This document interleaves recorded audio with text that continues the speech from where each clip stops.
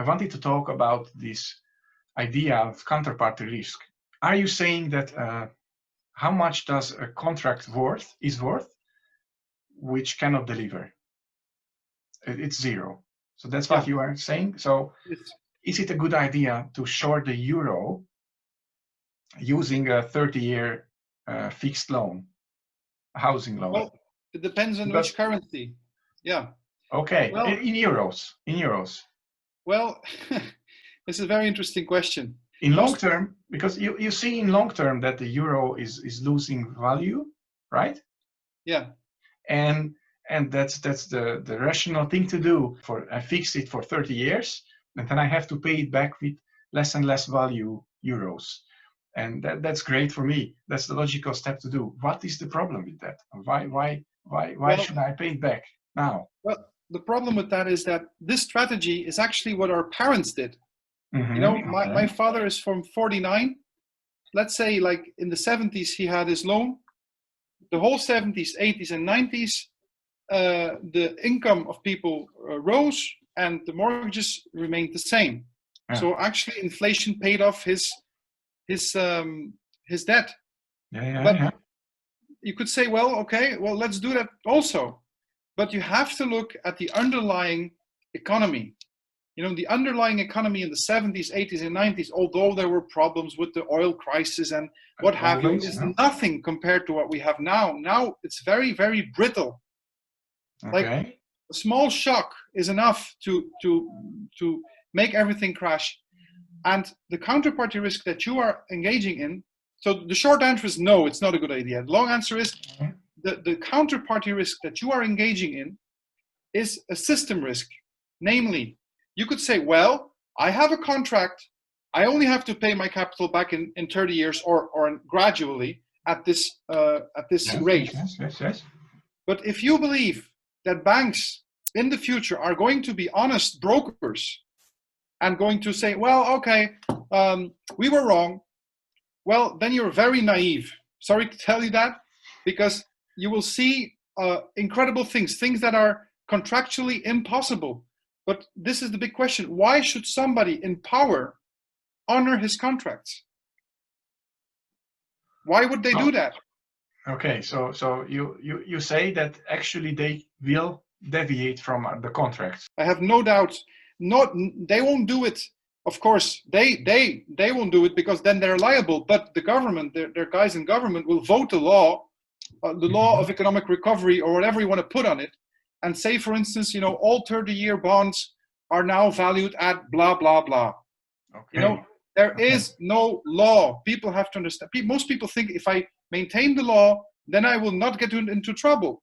They don't even realize that there is no law. The moment you have positive right, the moment that 51 monkeys in a parliament can vote something, you have abolished law. And everybody should read Hayek, who wrote about this. He wrote Liberty, Law, and Legislation, a 3-tome volume where he makes a difference between law, which is natural law, and legislation. Natural law is deriving principles, deriving applications from a principle, and positive law is whatever somebody votes. Like in the Soviet Union, they were voting that grain prices had to be lower. So it's my opinion. Nobody has to agree with that, but I have no trust whatsoever that contracts in the long term will be honored. And so you have to limit your counterparty risk. That's the only thing that is important right now. Okay, so that's why we should pay back the not yes. Because if there is a crash, I will lose my job, and then I cannot pay my rent or my interest. That's also, of course, it's a danger. I haven't even mentioned it. For me, it was so obvious that when a crash comes and people lose their jobs, But on top of that, even for those people who have a job and are paying perfectly, even those will get punished by the political system, which will choose for the banks and not for the population. Okay, and why do they do that? Because that's the only way they can save the economy, or they? No, that's the only way they can save their power. Oh, power. Okay. You have to understand that people who want power only want more power. That I can see. Yeah. Okay. Yeah. So that's another myth. Most people think that politicians are somehow better people than we are. No, that's not true. Yeah. Yeah, but most people think Yeah. that, and every election they vote for the best politician. I'm like, you're like voting for the best guy in the mob.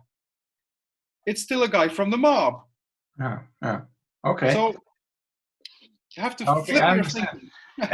And you could also say that the Fed started to buy ETFs and bonds from companies,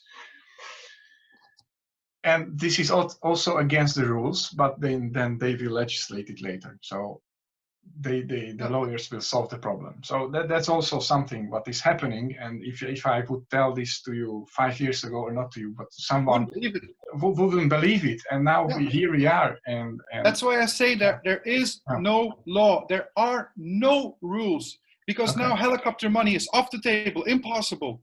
Well, sorry, 5 years ago, or when Trichet was still the guy at the central bank, we would never accept bonds of a rating lower than AAA. Well, now it's C, the C level. If you write a paper, Peter, and if you go to Lagarde and she likes you, you know, but because in the end that's what it is. It's friends. It's the networks that help out each other. And who pays the bill in the long run? It's the population. Yeah, that's true. That's true. Also, there are no rules. There are no rules. Forget that. We're off charts. Also, what the Fed is buying, at the end, the taxpayers are responsible for that.